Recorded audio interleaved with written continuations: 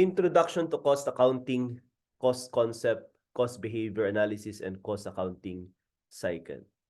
Let us define cost. Cost is a cash or cash equivalent necessary to attain an objective, such as acquiring goods or services, performing a function, or producing and distributing a product. Cost refers to the amount of resources given up in exchange for some goods or services, such as cost of sales or cost of goods sold. These are production costs incurred related to units sold. Hence, this includes direct material cost, direct labor cost, and overhead cost. Expenses are those incurred in selling, marketing, advertising the goods, distributing the goods, and managing the business. This includes operating expenses. Both cost and expenses give benefit to the business. That's why the manufacturing entity, upon computing the cost per unit, will impose a markup. Okay? And this markup will serve as the gross profit. Okay? So the cost plus markup, this is your selling price. Okay? Which will be the basis in computing for your sales revenue. Okay? And the gross profit less the expenses incurred, okay, you have here the net profit.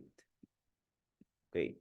While losses do not give any benefit to the business, though the loss incurred by the firm do not give any benefit to the business, such as abnormal loss. Okay, we will encounter this in process costing.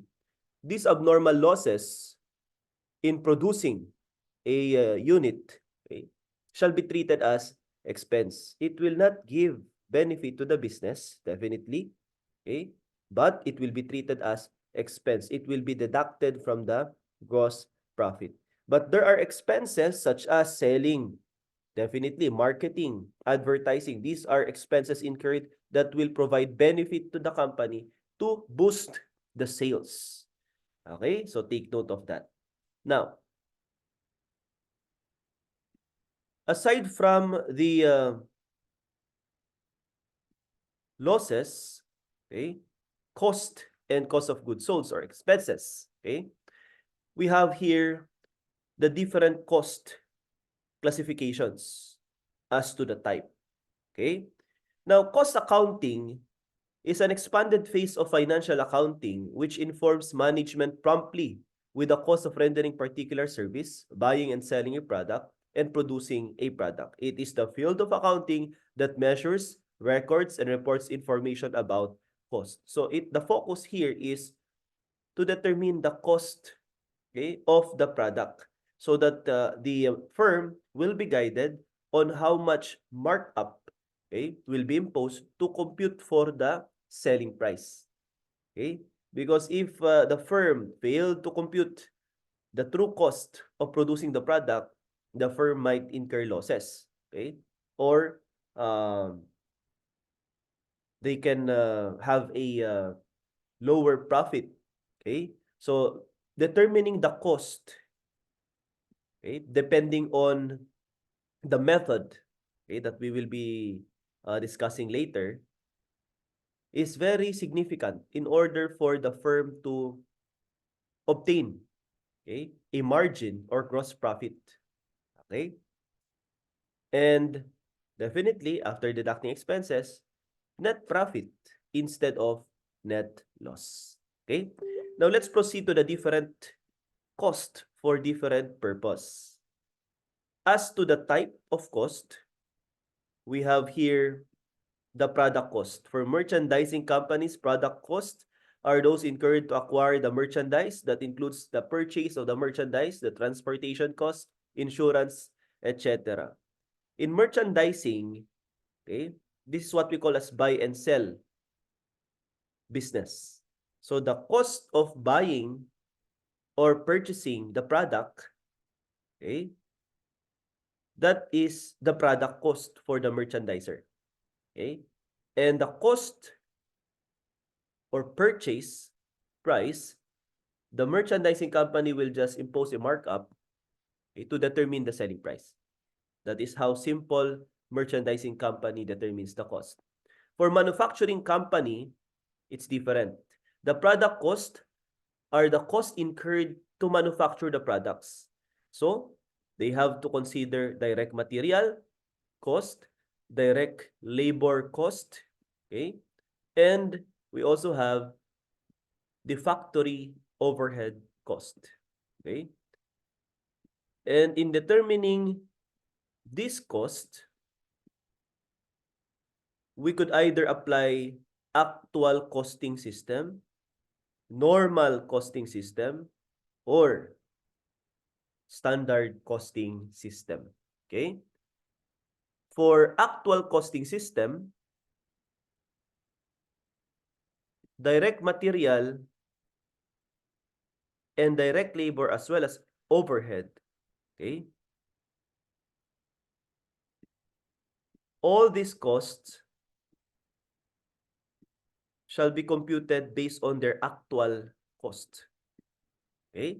So that's for actual costing system.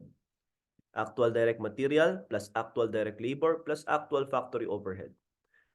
While the normal costing system considers the timeliness, okay, of determining the cost of the product. That's why for direct material, it will be actual direct material plus actual direct labor.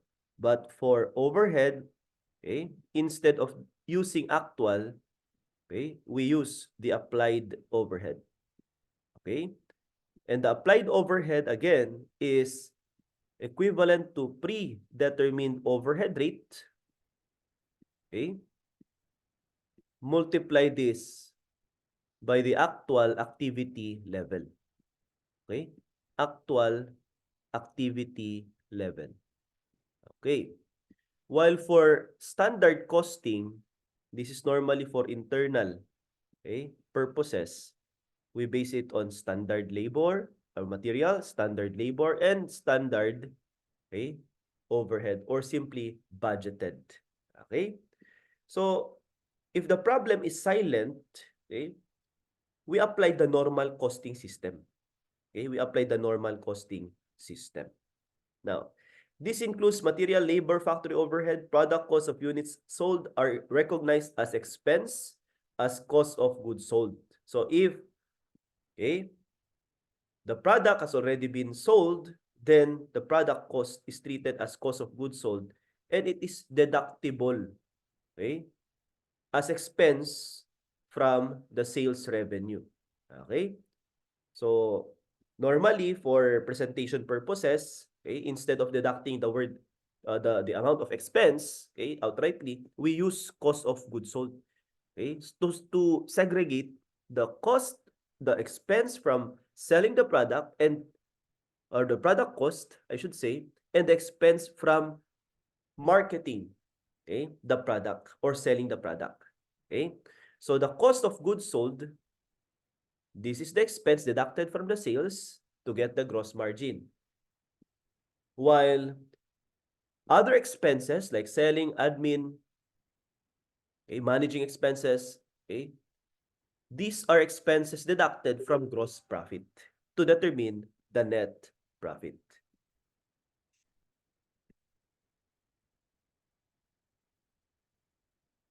Okay, so you have here charge to product manufactured.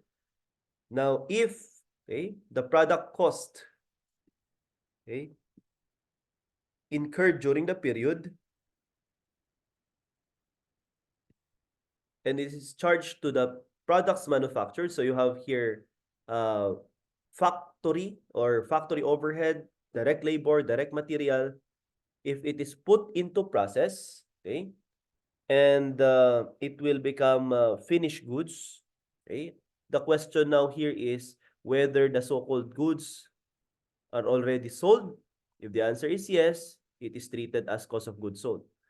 But if the finished goods remained unsold, then it is part of the ending inventory.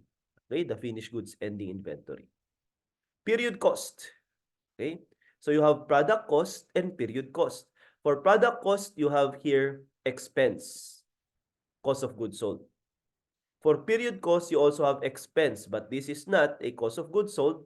These are non-manufacturing expenses or costs, okay?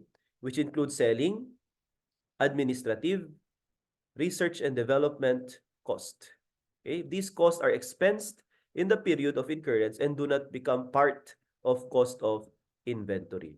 But same, okay, same effect in determining the net profit deducted from the revenue, okay, and profit, gross profit or gross margin. Okay, so you have product cost. Okay, that's um, treated as a cost of goods sold, while period cost treated as expense, non-manufacturing cost. As to the function, we have manufacturing cost and non-manufacturing cost. So the manufacturing cost, again, is also known as the product cost. These are costs needed to manufacture the product. This includes raw material, labor, and factory overhead. While non-manufacturing costs, these are period cost. So this is product cost. So other term lang po, no? And this is period cost. Okay? This includes selling expense, admin expense, finance cost, etc. Next, we have as to traceability, direct cost. Direct costs are costs related to particular cost object and can economically and effectively be traced to that object. Example are direct material and direct labor. So you can segregate it, you can identify this cost. Note that a cost object can be a product or division in an entity. If a cost object is a product, for instance, a chair, the wood, which is a direct material, can be traced directly that it is used solely to manufacture the chair and not to the other product. So the cost can be used, okay, directly, okay, in manufacturing a particular product. Okay, so that is related to the object, okay, so product, or it can be a direct cost for a division. So these are costs incurred in a division. All factory overhead items are indirect. Question, this is true or false? The answer here is false. A factory overhead can be direct and indirect cost depending on the cost object. If a cost object is a division in an entity, for instance, the production department, the salary of supervisor of this department, which is a factory overhead, can either be direct or indirect. If the cost object is one of the products they produce, the salary of the supervisor is indirect. Indirect labor. That's factory overhead. But if the cost object is the production department, the salary is considered as direct cost of the department because it can be effectively traced that it is incurred solely in that department. Indirect cost. These are also related to cost object but cannot practically, economically, and effectively be traced. So untraceable. But these are costs incurred. Okay? Cost assignment is done by allocating the indirect cost to related cost object.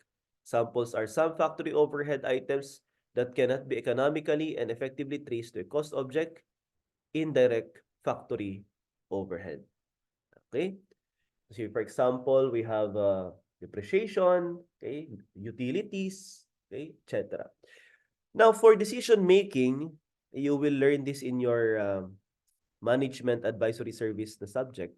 We have relevant costs, differential costs, opportunity costs, and sunk costs. Okay, so let's define. Relevant costs is a future cost that will differ, okay, under alternative course of action. Okay, say for example, either I will make or buy, okay, the goods, okay, relevant costing. Differential cost, the difference in cost between any two alternative. Incremental cost, increase. Decremental cost, decreased in cost from one alternative to another. Okay? Opportunity cost, this is an income or benefit given up. So the keyword here is given up. Okay? When an alternative is selected over another. So when you choose to make the product instead of buying it, so the opportunity cost is the income or benefit given up instead of buying the said product. Okay? But sunk cost or past or historical cost, these are already incurred, and cannot be changed, okay, by any decision made now or to be made in the future. So it will not affect, okay, the current, okay, costing, okay, because it's already past or historical cost, or also known as sunk cost. Okay, so relevant, differential, opportunity, and sunk cost. As to relation to accounting period, so we have here CAPEX, capital expenditure, and revenue expenditure. Capital expenditures are those costs incurred to benefit several periods, meaning to say, these costs are for long-term purpose. Example are those costs to purchase non-current assets such as land, building, and equipment. So if the firm, manufacturing firm, okay, decided to expand their business, okay, so they need to invest in non-current assets. They will appropriate fund for the purchase or procurement of land and for the construction of building, manufacturing, or factory. Okay? So these are capital expenditures. While revenue expenditures are those costs incurred to benefit only one period. Meaning to say, these costs are for short-term purposes only. Example are cost of goods sold and operating expenses. For example, okay, will I purchase additional materials today, okay, for the period, okay, or will I hire, okay, additional employees to boost manpower, or to procure additional equipment, okay, for the production. These costs are called revenue expenditures, okay, because these are charged or deducted in revenue earned during the period to arrive at profit or loss for the period. So for the period, okay, for the year, okay. While for capital expenditures, long term. Revenue expenditures, short term. Okay. As to behavior, so here comes now, okay, the concept of variable cost, fixed cost, and mixed cost. And if it's a mixed cost, you have to segregate the portion of this cost to variable and fixed. And in determining the portion, we have high-low method, least square regression, scatter graph. Okay, so these are the methods that we have to consider. As to behavior, reaction to changes in cost driver is anything that causes the incurrence of a cost. Okay, as we have discussed, a cost driver is the reason, okay, or the cost of incurring a cost. Okay, so we have here units produced, direct labor cost, direct labor hours, units of material, machine hours. So these are the driver, okay, the reason why we incur cost. Note that not all types of cost will automatically change whenever there is a change in the cost driver. It depends whether it's a variable or fixed cost. If it is a variable cost, as per total, okay, it will change. Okay? But as to fixed cost, okay, as per total, it is fixed. Okay. So even if the number of units produced increases, the fixed cost remains constant. Okay, constant. Okay. But on a per unit basis, okay, the variable cost is constant. Okay, but the fixed cost per unit will change. So that's the effect. That is the behavior. That is the reaction to changes in the cost driver. Okay, so variable cost is one that remains constant on a per unit basis but varies in total with change in activity. Example of variable cost includes direct material and direct labor. A fixed cost is one that remains constant in total but varies on a per unit basis with changes in activity. Example of fixed cost includes straight line depreciation, insurance, supervisors, salary. So regardless of the result of the production, the depreciation expense remains constant, insurance paid for the building or factory remains constant, supervisor salary remains constant. Okay, so that's fixed cost. Example for variable cost, of course, with regard to material, okay, as the number of units produced, okay, increases, the material cost definitely should increase. Same with labor cost. Okay, because in producing more units, okay, you have to incur additional hours, okay, in producing such. Okay, so you have here committed fixed cost and discretionary fixed cost. Committed fixed cost results from organization's ownership or use of facilities and its basic organizational structure, like property taxes, depreciation. This is called committed because an organization cannot avoid the incurrence. So the keyword here is cannot avoid the incurrence. So you are committed to it. Okay. To illustrate, if an organization purchased machinery, the depreciation of this asset is committed to be incurred until the end of its useful life. As we all know, straight line depreciation, okay, we have the cost minus the salvage value, divide this by the remaining useful life. So regardless whether or not the said machinery or machine or equipment is being utilized or not, it is depreciated. Discretionary fixed cost, as the word implies, discretion. Okay, discretion. Okay. On the other hand, it is a cost that can be cut back more easily in bad economic times without doing serious harm to organizations' goal and objective. This is called discretionary because the incurrence of this cost depends on the discretion of the management. Therefore, it's not committed. Example are advertising cost. So you can cut the advertisement if you need to save, okay, funds, or you can boost advertisement, okay, if you have more funds. Okay, contribution to charitable institutions, you can cut it back or you can increase. While mixed cost is a combination of variable and fixed cost. Okay, the usual example here, class, is say for instance the parking ticket.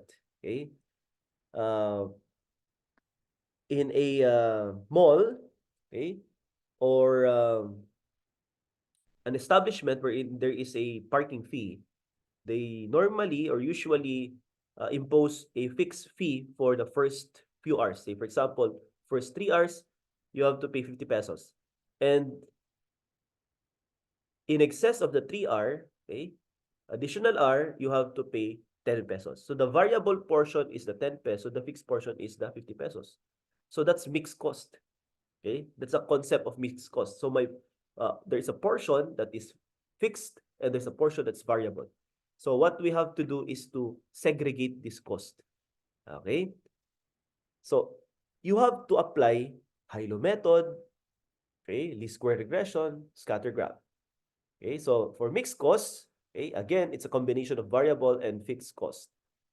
This cost is partly variable and partly fixed. Example of this is electric bill, water bill, okay, that you receive monthly. These bills are partly fixed and partly variable. Okay, as you have noticed, whether or not you used your electricity or water, there is a fixed portion or fixed fee to be paid as the minimum fee. Okay, for the water per cubic, okay, for kilowatt per kilowatt hour for the electricity. Okay, and on top of the minimum, okay, consumption for electricity or water, okay, here comes now the variable portion. Okay, so that is for mixed cost. Now,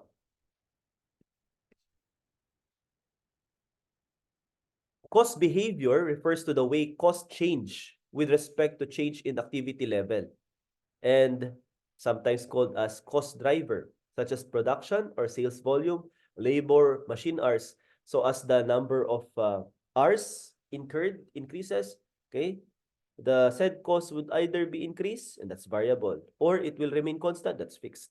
Okay, so these costs which remain constant, or there are costs which remain constant, some change directly or proportionately with activity level and other change in different patterns. So for fixed costs, as what we have discussed a while ago, it will remain constant per total, but it decreases as production increases. So inverse relationship. Variable cost, it increases as production increases. So per total, it has a direct relationship. while per unit, it will remain constant.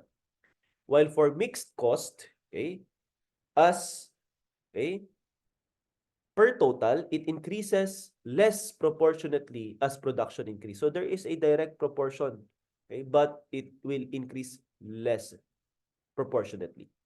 As per unit, it will decrease less proportionately as a production increases. So just think of, okay, per total, the mixed cost is as if variable. Per unit, the mixed cost is as if fixed. Okay, so take note of that.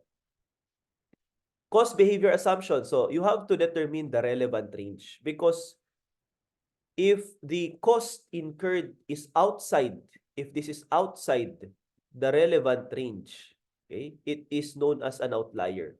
And an outlier should not be considered, okay? It should not be considered in determining the cost because it will distort, okay, the value of cost. So what is relevant range? It is the range of activity over which a variable cost remains constant, okay, on a per unit basis and a fixed cost remains constant in total. Managers can review the various ranges of activity and related effects on variable cost per unit and fixed cost in total to determine how the change in the range will affect cost and thus the firm profitability. For instance, a company sets relevant range of 5,000 unit to 15,000 unit. Okay? 5,000 unit remains the lowest level of activity and 15,000 is the highest level of activity. So any unit below 5,000, it's outlier. Above 5,000, it's outlier. Okay, that's the concept. Because the relevant range is 5,000 to 15,000. 5,000 unit means the lowest and 15,000 is the highest activity. At this range, the company can expect the assumption for total fixed cost and variable cost per unit. Any activity lower below, level below or above the relevant range can change those assumptions. Okay, so that's why they are called as outlier. To explain further using relevant range 5,000 to 15,000 units, 15,000 units means the maximum capacity or the maximum number of units a company can produce for a certain period. A company desires to produce 20,000 units for the next period. Obviously, this will be impossible to happen using present machinery. So in order for them to achieve more than 15,000, so there should be a procurement of additional machinery or capital expenditure. Okay. Therefore, the company will be committed to purchase additional machinery or rent additional facility to produce additional 5,000 unit because that is, okay, for the current period, the range is 5,000 to 15,000 units produced. Okay. And if there is additional machinery, there will be additional depreciation that results to additional fixed cost. Or if this or there are additional facilities to rent, okay, there will also be additional rent expenses, okay, or expense that lead to additional fixed cost again. So that's why, okay, there is mixed cost because in increasing the production, definitely there is a variable cost to be incurred, like material, labor, etc. And definitely there should be additional capital expenditures that will, okay, also incur fixed costs such as rent, okay, machinery. So variable and fixed, okay, we have here a mixed cost. Okay, and the challenge now is how to determine, how to segregate the fixed portion and the variable portion. Okay, so later we're going to discuss this. Time assumption, the cost behavior patterns identified are true only over specified period of time. Beyond this, the cost may show a different cost behavior. So that's time assumption, meaning to say, prices of direct material and wage paid to direct labor are not expected to remain constant over a long period of time. See, for example, the material cost, okay? As we all know, during pandemic, the prices the prices of materials, okay, increased, okay, due to the effect of pandemic. Same goes with the labor force, no? The labor cost will not remain constant for a long period of time because there are increase in wages. Okay, so time assumption. So therefore, variable cost per unit are not expected to remain constant over a long period of time, even within the relevant range. So that is an expected, okay, fact in production. the cost is assumed to manifest a linear relationship over relevant range despite its tendency to show otherwise over the long run. So, linearity assumption. Okay. Now, to illustrate, let us determine the variable portion, the fixed portion, and the mixed portion. Okay.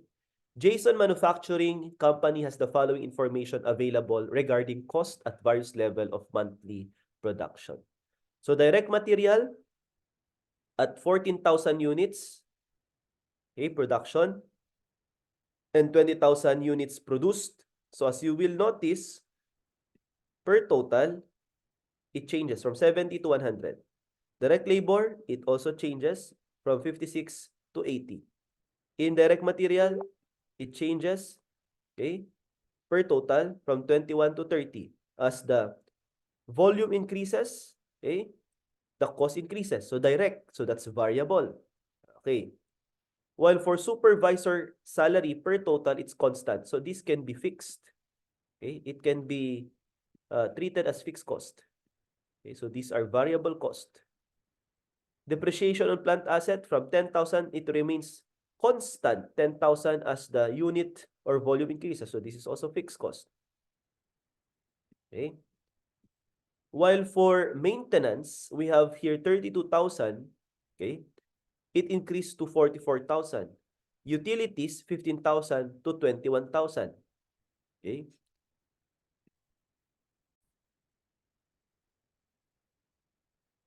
So for maintenance and utilities, this can be considered as mixed cost because there is a portion, okay, minimum fixed cost portion or fixed fee for water bill, okay, maintenance cost, okay, and there is a variable portion. So 32,000 to 44,000, 15,000 to 21,000 per total, it increases less proportionately as the number of units is produced.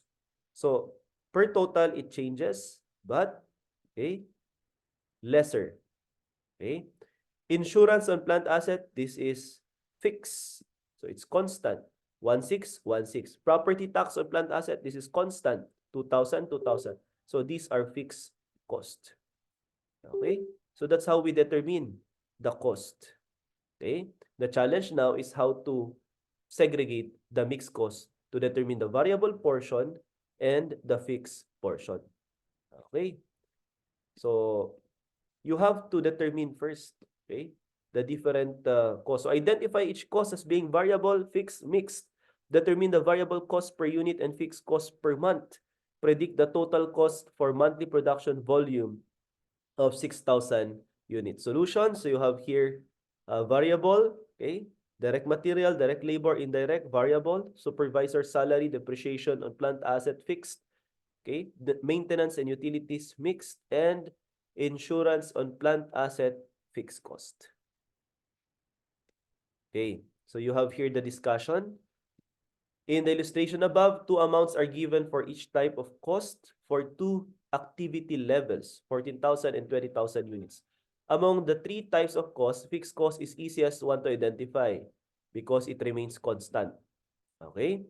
For instance, for supervisor salary, it remains constant even the number of units produced increased from 14,000 to 20,000. Hence, it's classified as fixed cost as well as depreciation, insurance, and property tax. So the fixed cost remains constant even when there is additional 6,000. Okay? From 14,000 to 20,000 units. Okay? After identifying the fixed cost, the next step is to identify variable costs. From the definition and terms used in this type of cost, the costs vary directly in proportion. So as the number of unit increases, the cost per unit remains constant, but the cost per total will change. The change in total cost is also change in cost driver. At 14,000, the total cost of direct material is 70,000, and at 20,000, it is 100,000. So just divide, okay? Just divide the difference, no? So you have here the change in number of unit as increase in 6,000, increase of 6,000 units or 42.86. So 6,000 over 14,000. Okay? And the change in total cost is an increase of 30,000. So this is from 70 to 100. So 100 minus 70, okay, that is 30,000. Okay, so 30,000 over 70,000, that's 42.86%. Okay, and the 6,000 is from 14,000 to 20,000, so that's additional 6. So 6,000 divided by 14,000, so 42.86. Notice that the percentage change in the number of units and total costs are the same, and it is one of the characteristics of variable cost. So how much is the variable cost per unit for direct material? So this is how we compute it. 70,000 divided by 14,000 units, so you have 5 peso per unit. Same, 100,000, okay, direct material cost divided by 20,000 units, so you have 5 direct material cost per unit. Okay? And this 5 multiplied by additional 6,000, so that's 30. And that's the reason for 70, okay, increasing to 100. So 70 plus 30, that's 100,000. So the direct material cost per unit is 5. Now, use the same procedure for direct labor and indirect material, and this cost will also be classified as variable. Okay? Maintenance and utilities are not classified as fixed costs because their total have changed as a result of the change in number of units. They cannot also be classified as variable because their cost per unit also changed as a result of the change in the number of units. So they are mixed, okay, costs. So cost per unit for maintenance, you have 2.29, for utilities 1.07. Okay, so that's how you determine that it's a mixed cost. Okay, at 20,000 instead of 2.29 per unit cost, it, okay, changes, okay, to 2.20, and utilities 1.07 to 1.05. It decreases on a per unit, okay, basis. Okay. Now let's proceed to additional problem, and this will illustrate, okay, how we segregate the cost per unit. Chicago company manufactures and sells a single product. A partially completed schedule of the company's total and per unit cost over relevant range of 60 to 100 units produced and sold each year is given below. So for units produced, so we are going to complete the table at 60 units, at 80 units, and 100 units. The variable cost is 120. Okay, at 600, at 100, you have here fixed cost of 600. So as we have discussed, okay, with regard to fixed cost, it remains constant per total. You can use it. Okay, you can copy, okay, the 600 peso, okay, total cost, okay, and it will be applied on a 60 unit, 80 unit, and 100 unit produced and sold. While for variable cost, you have here 120, divide this by 60. So you have 120 over 60, okay? So this is 2, okay? 2 peso per unit. Okay, same. So this is also 2. This is also 2. Okay? So to compute now, the variable cost per total, 2 peso per unit times 80 units. So you have your 160. Okay? Same goes with 100. 2 peso per unit, multiply this by 100. Okay? This is 200 peso variable cost. Okay? And on a fixed cost per unit, 60, or rather 600 divided by 60 to get the per unit. So this is 10. Okay? So that's it. 600 divided by 80 to get the per unit. 600 divided by 100 to get the per unit. Okay? So with regard to 600 over 80, so this is 7.5. Okay? And 600 over 100, this is 6. Okay, so that's how we complete the table. So complete the schedule on total and unit cost. Fill in the blanks. Identify the two specific costs that remain constant over the relevant range. Identify two specific costs that are directly related with unit produced. Identify the specific cost that is inversely related with units production. Okay, so inverse, as the number of unit increases, okay, the per unit decreases. So that's fixed cost per unit. Express the cost formula based on line equation y is equal to a plus bx. With regard to y is equal to a plus bx, a is the fixed cost, okay, fixed cost, b is the variable cost, okay, and x is the unit, okay, or the driver, and y is the total cost, okay. Say for example, in this case, the fixed cost per unit is 2, okay. So you have here y is equal to 2, okay. Wait lang. We have here fixed cost 600, I should say, 600. So this is y is equal to 600.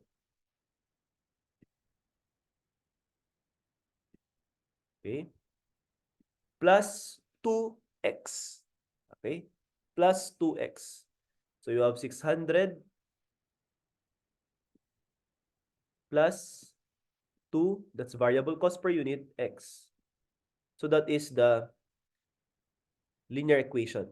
If the company produces 90 units, then the total cost is expected to be at how much?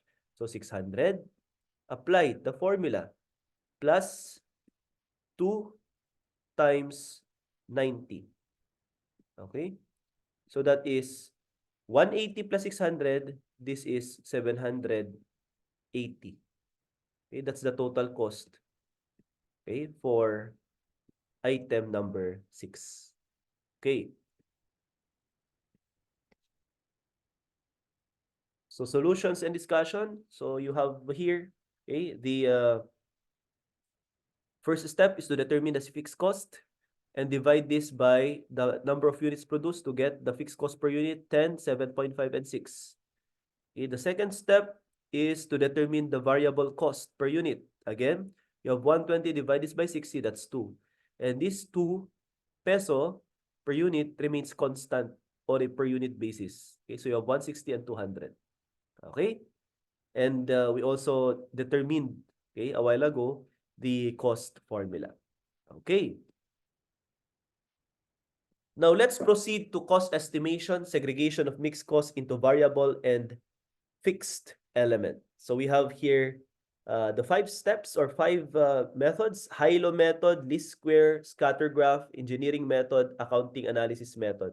But as accountant, what we normally do is we apply high-low method or least square regression method. The equation is y is equal to a plus b x. Okay? Y is the total cost, as I have mentioned a while ago. Okay? A is the total fixed cost. That's y-intercept, vertical axis. Okay? And B is the variable cost per unit. That's the slope of the line. And X is the activity. Okay? Independent variable. Now, in applying high-low method, the fixed and variable element of mixed cost are computed from 2 sample data. The highest and lowest point as the activity level of cost driver.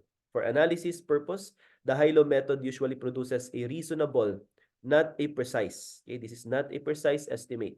However, this method is criticized because it ignores much of available data by concentrating on only the extreme points. Okay? Now, in high-low method, okay, I call this as Hiko-Loko method. Okay? Hiko-Loko. Okay? Highest cost, okay, Hiko, lowest cost, okay, divide this by highest activity minus lowest activity. Hiko, loko, hala. Okay, that is how you determine, okay, the cost per unit or the variable cost per unit. Okay, so to illustrate,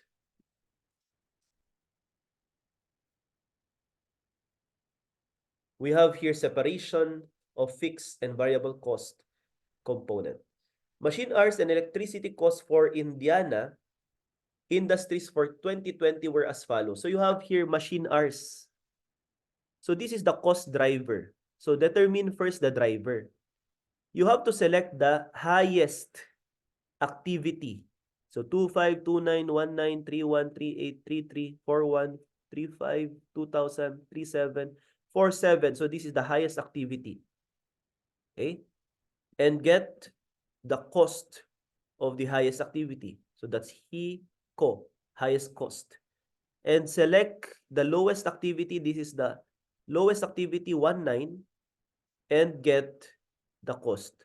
So it will be based on the driver because that's the reason for incurring the cost. Okay, so highest cost 62,000 minus lowest cost HICO LOCO. Divide this by 47, highest activity divide minus lowest activity. Okay, as you can see, okay, in this range of hours or activities, okay, these are all within the relevant range. So there is no outlier. Okay, there's no outlier. Now, we have here 62, okay, 1,000 minus 27,000. Divide this by 4,700 hours minus 1,900 hours. So this is your variable cost, okay, per machine hour. So that is applying high-low method. Okay, to illustrate, using high-low method, compute for the variable cost per machine hour, compute the total variable cost at highest and lowest level of activity, determine the fixed cost at each level of activity, and develop an equation to determine the total cost at any level of activity. So we have here the solution. Okay.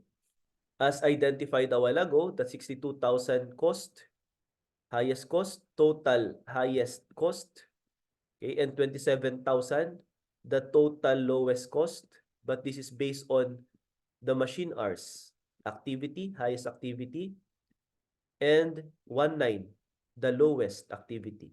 Okay? So 62,000 minus 27,000 pesos divided by 47 minus 19 machine hours. So you have here 12.5 machine hours. So this is your variable cost per machine hour. Okay? So in the equation, y is equal to a plus bx. The letter b, which is the variable cost per unit, is 12.5 times x. So the problem now here is how to determine the fixed cost. Okay? And all you have to do is just to apply the formula. Okay? So we have here the total cost at highest point, total cost at lowest point, activity level at highest point, activity level at lowest point. So in determining, okay, the fixed cost portion, we have here 47, apply it, okay, times 12.5 variable cost per unit. So the variable cost for the total highest level is 58,750. And the total cost of the highest level is 62,000. Deduct it by 58,750. So the fixed portion is 3,250. Okay, 3,250. Okay. So the formula now is y is equal to a plus bx. So y is equal to 3,250 plus 12.5x. So if you're going to apply, okay, the same method, okay, or formula, so you have here y is equal to 3,250, okay, plus 12.5 times 19 machine hours, that's 23,750, okay. The lowest cost as determined a while ago, total cost, 3,250 plus 23,750 is 27,000. So that is a correct estimate. Okay? So that's how you determine the cost equation. So at any level, you can now use. Okay?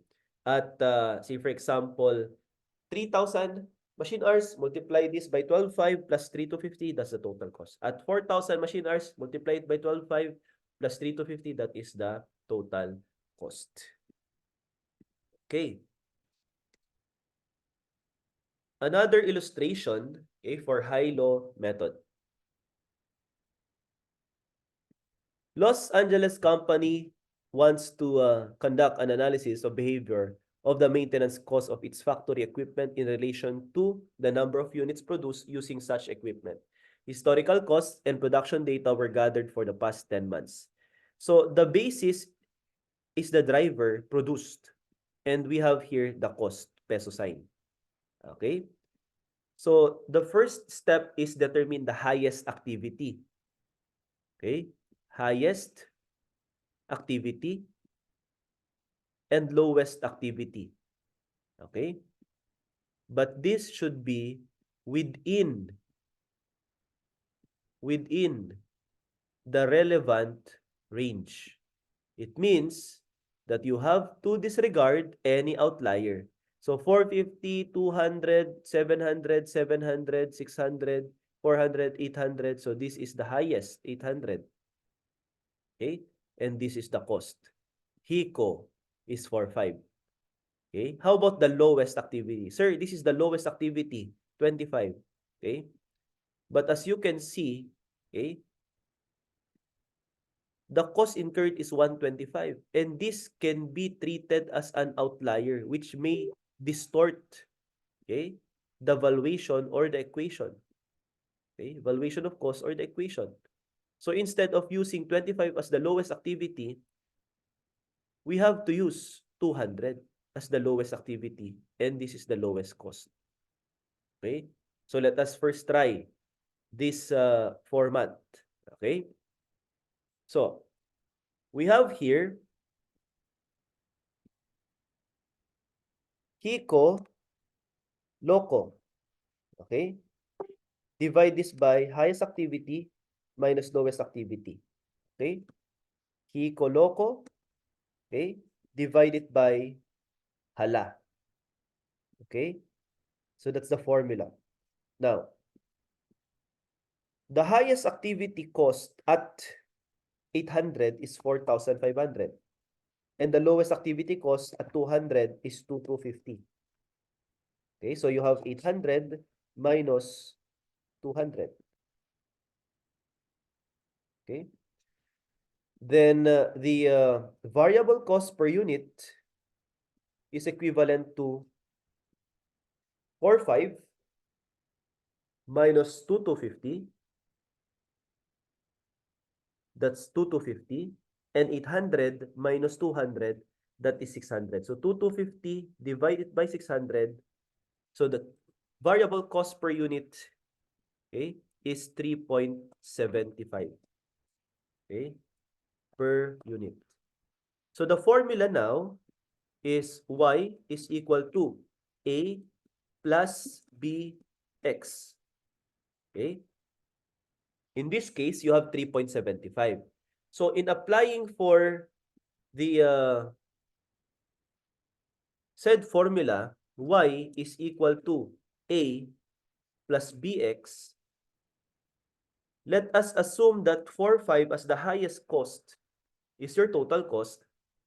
A is the fixed cost, which will be determined after deducting 3.75, multiply this by 800. Okay, so 4,500 is equal to A plus, so 3.75 times 800 is 3,000. Okay, so transpose, so 4,500 minus 3,000, this is A. And the fixed cost, okay, now is equivalent to 1,500. Okay. Now, in order for you to check if the same, okay, fixed cost will be determined, okay, in other activity, let's apply at lowest cost. So y is equal to a plus bx. So y is 2,250, okay, plus a is equal to a plus 3.75x. X at 200, okay? So 2,250 is equal to A plus, okay, 3.75 times 200, okay? That is equivalent class to 750, okay? And transpose 750, so 2,250 minus 750 is equal to A. The fixed cost is equivalent to 1,500. Okay, so same. So it follows the equation now is y is equal to 1,500 plus 3.75x. Okay? So compute for variable maintenance cost per unit. The answer is 3.75. Monthly fixed cost using high-low method. The answer is 1.5. And the formula is y is equal to 1.5 plus 3.75. Okay? So if you're going to apply this October, as we have October maintenance cost, as we have identified as an outlier, it will not okay, provide, okay, a reasonable maintenance cost. Why? Okay, in applying the formula, just to check, y is equal to 1.5 plus 3.75x. So y is equal to 1.5 plus 3.75 times 25. It is not equivalent, not equal to 125. So this will serve as an outlier. Even if you're going to use, okay, for purposes of discussion, highest cost is 4.5 and the lowest cost for discussion purposes is 125.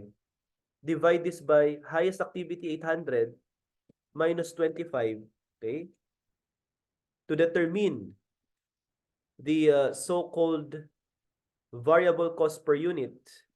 In this case, the variable cost per unit, okay, 4.5 minus 125 over 775, that's 5.65.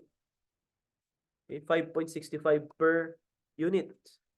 So in applying this cost, okay, will it provide for a reasonable formula? Say for example, 5.65, multiply this by 25, so that's 141. Deduct it from 125, it's negative 16. So it will not provide, okay? It will not provide a reasonable fixed cost. If you're going to apply 5.65 per unit, multiply it by 800, that's 4,520. Okay? And deduct it from 4.5, it's negative 20. So it is not a reasonable, okay, assumption. So October is an outlier. Okay? And this is for high-low method.